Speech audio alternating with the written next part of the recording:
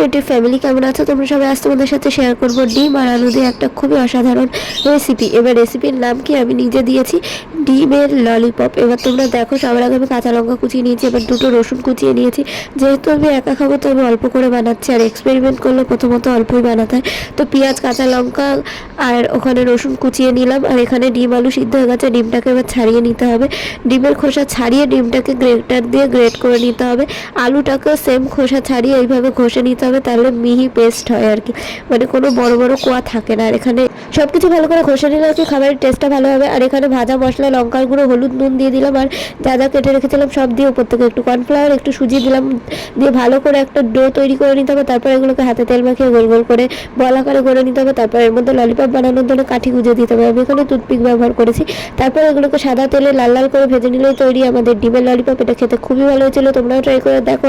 আজকের মতো টাটা।